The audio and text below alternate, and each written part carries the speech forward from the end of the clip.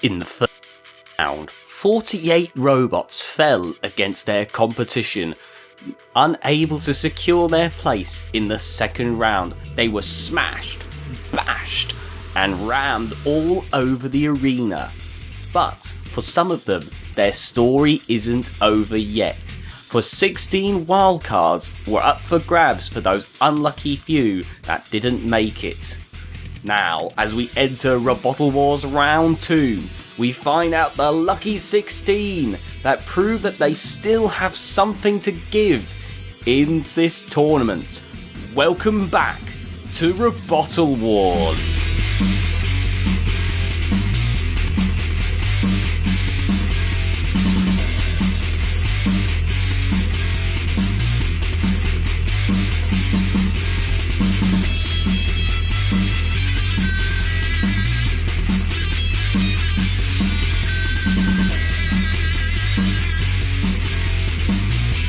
Hello everyone and welcome back to Robottal Wars. I am the Dominus Ignis and I welcome you all back. It's been a while, but we're here to bring you the next round of Robottal Wars. But before we can get straight into the action, we have to look at the Fallen. These robots are ones that, try as they might, could not beat their opposition.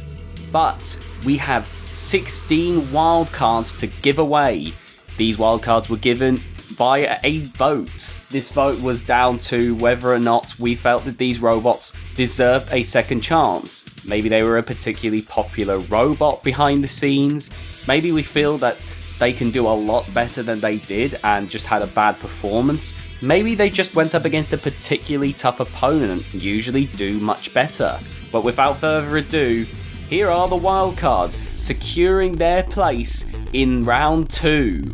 Trashabot, Ramification, Ozo, Cornea, Mockeran, Aerator, Dragon's Breath, Vortex, Two-Headed Death Flamingo, Fancy Cat, The Injector, All American Cheese, The Sin and the Sentence, Mastodon, Fork and Talk. And the 16th wildcard? Well, that was where things got interesting. You see, 3 robots had a dead tie for that last wildcard. Those 3 robots being the Waiachi style spinner of Ursula, the Dustpan Axe of Kingslayer, and the compact carbide-esque disc spinner of Dogmeat. And we decided, instead of arguing about who should get that 16th wildcard, we'd settle it in the best possible way. A 3-way melee for that 16th wildcard. Let's see who will be our last wildcard. And here we are, the wildcard melee, the 16th seed on the line, and Dogmeat and Kingslayer going right for each other here. Dogmeat getting the better of the exchange, however, getting right underneath Kingslayer. Poorly timed axe swing means it's getting right at those wheels. Meanwhile, Ursula back over there spinning up, and oh, bad driving right there into the wall. Oh dear, but now coming over, here comes Ursula as Dogmeat rips a tire away. And now Ursula, that powerful spinner, probably the most powerful in the ring at the moment. Oh my god, the dustpan of Kingslayer being ripped away. And just like that, Dogmeat with the knock it out blown. Oh my god! Dogmeat taken out just like that. Let's see the replay right there. Dogmeat taking out Kingslayer. You can see Ursula, full speed, weapon on weapon collision, and BAM! Dogmeat flying, the weapon knocked loose there. And now I'm not sure what Dogmeat can do. You can see Ursula there, a little unbalanced, but Dogmeat, no weapon, just getting bounced around. I think they're hoping to try and stop the weapon. There we go, a bit of pushing. If they can keep it up, maybe, just maybe, they can get a judge's decision. Oh no, the weapon loose once again. Dogmeat, not sure what they can do at this point. I feel like it's delaying the inevitable. Oh, and there's the killing blow there. Ursula with an emphatic victory. You can see there once again in the replay. Dogmeat with a promising start there, getting right at Kingslayer, getting right at those wheels. Ursula actually doing quite poor at the beginning, but then the Queen of the Sea comes along And at that point, it was all over. Ursula getting that 16th wildcard as the Queen of the Sea looks to become the Queen of Robottal Wars. And there you have it, Ursula coming in to prove that it is still one of the most fearsome spinners, not just in Robottal Wars, but in Robot Arena 2, period. And because of that, they got themselves the 16th and final wildcard. Now there won't be wildcards in future rounds, this was only for the first round. And now we bring you to tonight's scheduled matches. First up will be Dreadbeater with its drum spinner taking on the chaotic clusterbot of Bot Patrol. And then after that, the full-body Danny DeVito spinner of Trasherbot will take on the piston spikes of Ramification. Then after that, the canine Tube Blade of Death Valley will take on that powerful front hinge flipper of Red Eye. Then the giant drum spinner of Trickster will take on the intergalactic rear hinge flipper of Orbitus. After that, Cornea with its ginormous hammer will take on the extremely powerful rear hinge flipper of Ozone. Then after that, the horizontal disc spinner of Niz will take on the shark flipper of Mokaran. And then finally, in our main event, it's the compact flipper of Aerator taking on the weighty hammer of Hell's Angel. It's gonna be a stacked card tonight. Let's get into Dreadbeater versus Bot Patrol. And here we are, Dreadbeater versus the chaotic clusterbot of Bot Patrol, and the flipper going right in there, tipping it over. Dreadbeater gonna need herself right there, and oh my goodness, the spinner of Bot Patrol, you see there in the replay, coming over, and before Dreadbeater could even hope to recover, smacking the wheel of Dreadbeater off so easily right there. That's what happens when your wheels are unprotected. Now Dreadbeater though, good placement there, the drum able to get some attacks there on the flipper, but look at the spinner of Bot Patrol go. Oh, well, there it goes, it's gone. The flipper of Bot Patrol playing the good cop to this good cop, bad cop duo here. We're going to have to get a little closer to the action there thanks to the spinner of Bot Patrol. You can see there a good bit of control here on the part of the flipper of Bot Patrol. Not flipping Dreadbeater so much, but keeping it at bay. Some good control points. Not so good control points though for the spinner. There it goes yet again. Meanwhile, Dreadbeater is definitely slowly but surely getting some good damage points on the flipper. It might not look substantial, but when there's a clusterbot, oh, look at that!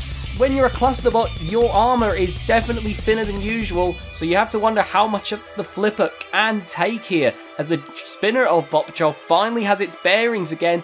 Oh, going in for the other wheel, and it's off yet again! But wait a minute. Let's get a closer look. Can we get a closer look at the battle here? It looks like the flipper of Bot Patrol is out.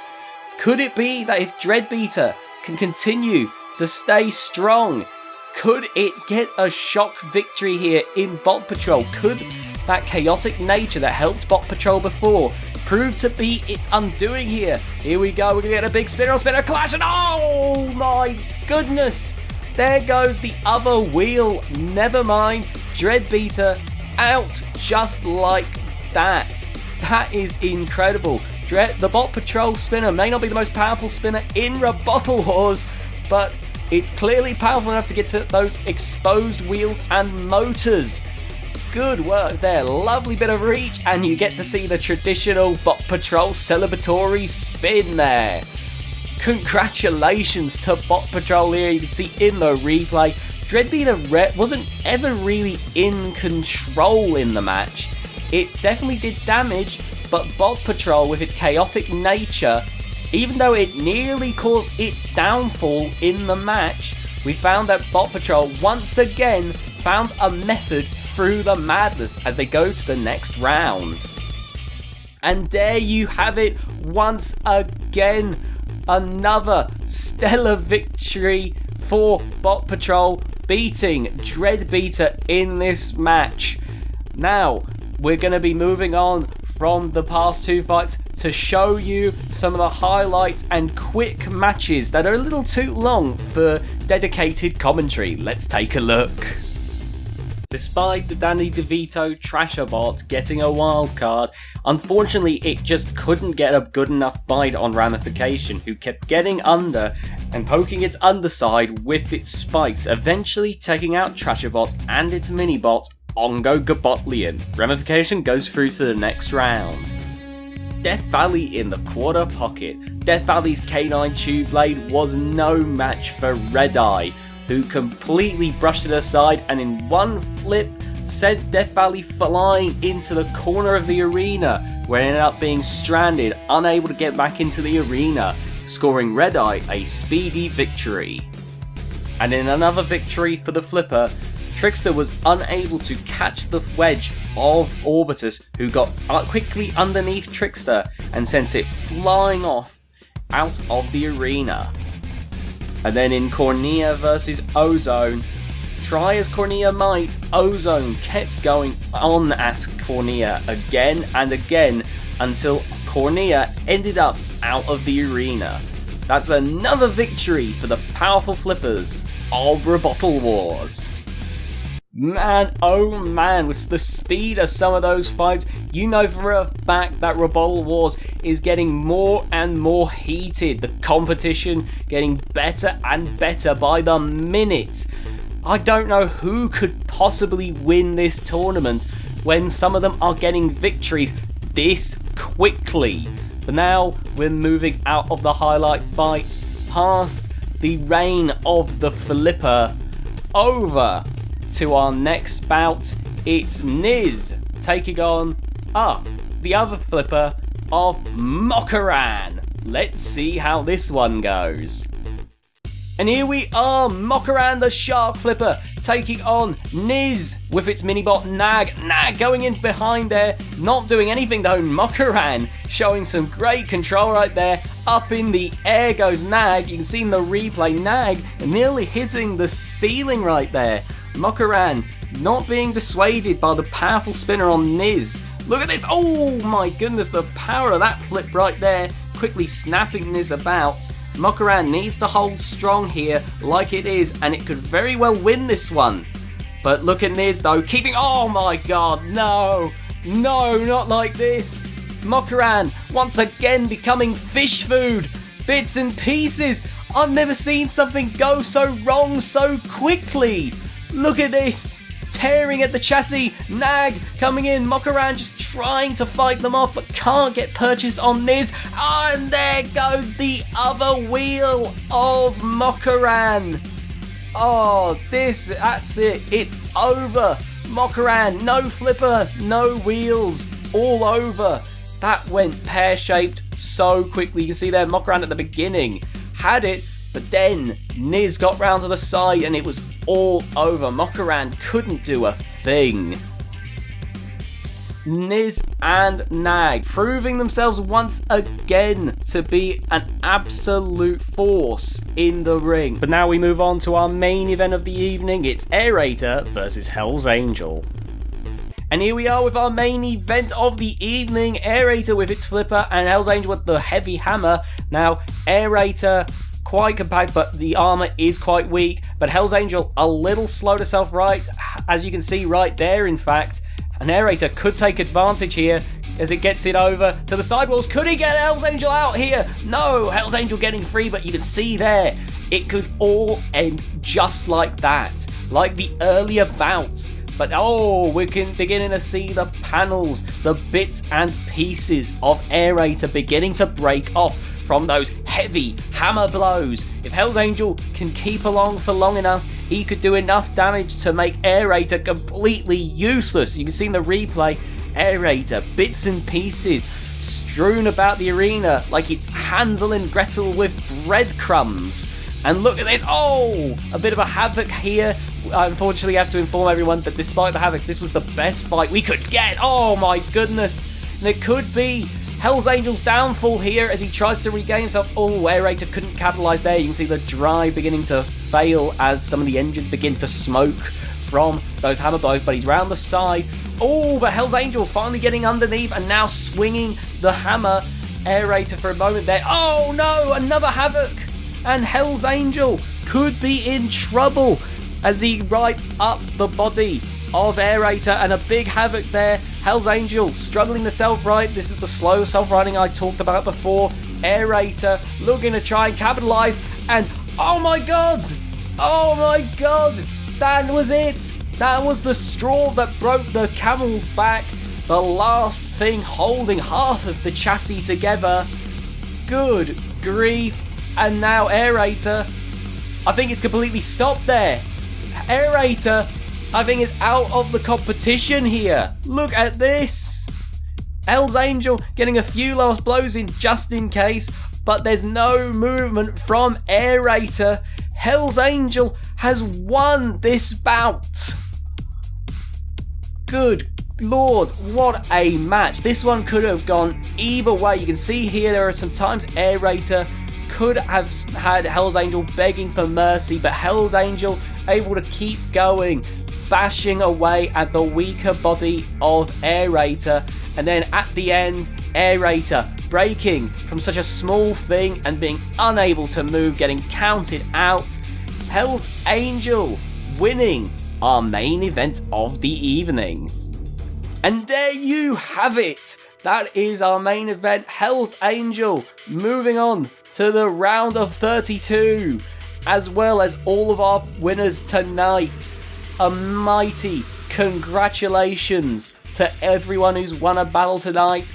If you enjoyed, remember to like, fave, and subscribe for more good Robottal content. Until then, we'll see you next Saturday. I'm the Dominus Ignis, and that was carnage. That was mayhem. That was Robottal Wars. I'll see you next time.